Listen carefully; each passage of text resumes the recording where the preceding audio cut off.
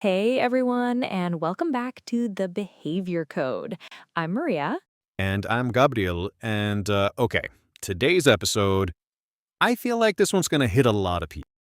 Yeah, no, it really will. So, we're talking about emotionally unavailable people. Like, why do some of us keep attracting them over and over again?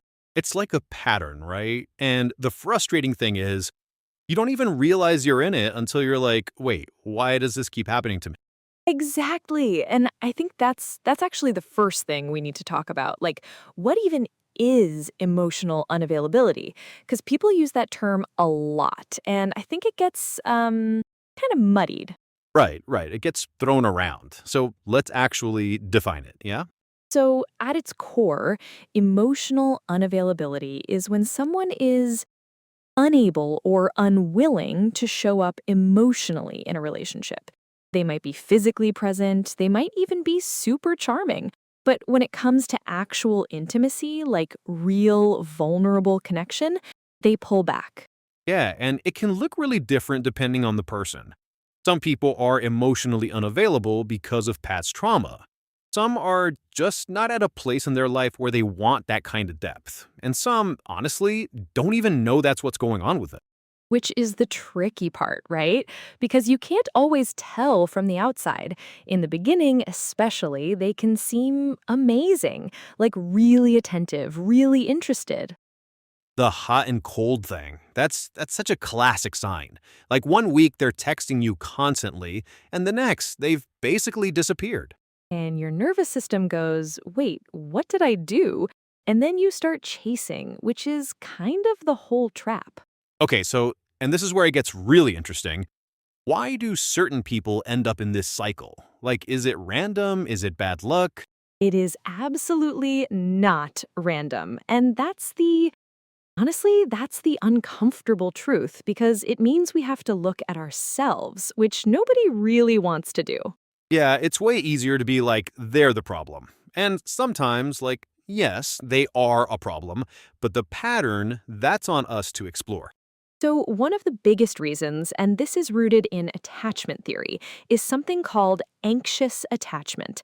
And if you grew up in an environment where love felt inconsistent, where you didn't always know if your emotional needs were going to be met, your nervous system learned to stay hyper alert for signs of connection or withdrawal.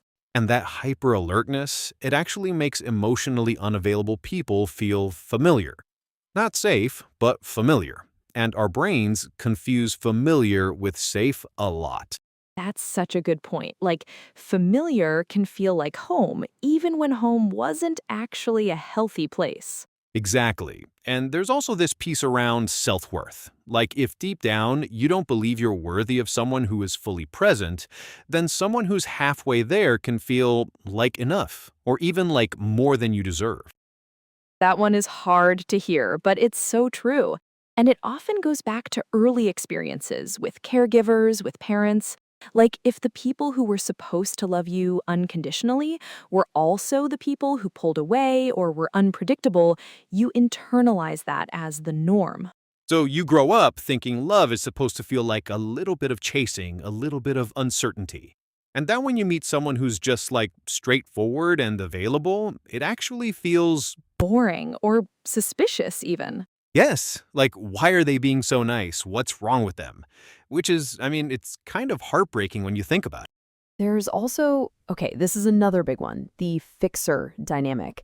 Some people are drawn to emotionally unavailable partners because there's a subconscious belief that if I can just love them enough, if I can just be patient enough, they'll open up, they'll change. And that's really seductive, right? Because it gives you a sense of purpose. Like, this person needs me. And if I can help them become more open, more loving, then that means I must be really special. Right, it makes you feel needed. But the issue is you're essentially putting your emotional well-being in someone else's hands, someone who, by definition, is not equipped to hold it. And the cruel irony is, the more you chase, the more they pull away. Because emotional unavailability often comes with avoidant tendencies, where closeness actually triggers discomfort for them. So the more you lean in, The more they back off. Exactly. It's like a dance where you're both moving in opposite directions, and somehow that's what keeps it going. So, okay, let's get into the more hopeful part of this because I don't want people to leave this episode feeling like, well, I'm just doomed to repeat this forever. Right, because you're not. These are patterns, and patterns can be changed. It takes work, but they absolutely can. The first thing I think is just awareness, like actually noticing the pattern. Because sometimes we've been in it so long we can't even see it anymore. So, have you had multiple relationships that felt hot and cold? Have you consistently found yourself chasing or over explaining or waiting for someone to finally let you in? That's the audit, right? And it can be uncomfortable to do, but it's necessary. Yeah, and then the next piece is understanding your own attachment style. There are some great resources on this, books like Attached by Amir Levine and Rachel Heller, or even just online quizzes to get a starting point. And therapy. I mean, if you have access to it, working through this stuff with a professional is genuinely life changing. Because a lot of this stuff is pre verbal, it lives in the body, not just the mind. Yes, 100%. Things like somatic therapy or EMDR can be really useful for getting at the root of these patterns, not just understanding them intellectually, but actually rewiring the nervous system's response. And then, and this one's maybe the most practical, learn to recognize the signs early, before you're already emotionally invested. Things like they're inconsistent with communication, they're slow to make plans or always vague about the future. They deflect when things get personal.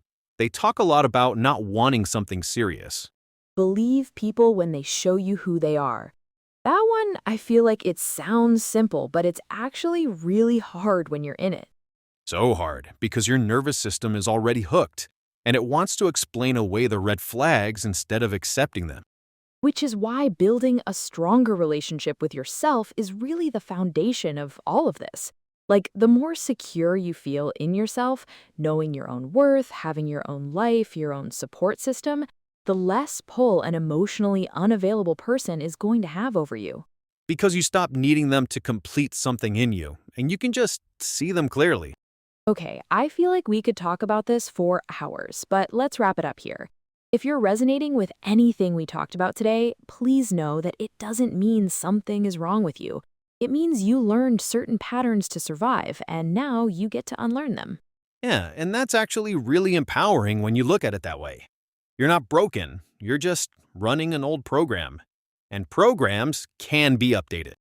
Love that. Okay, if this episode resonated with you, share it with someone you think might need to hear it.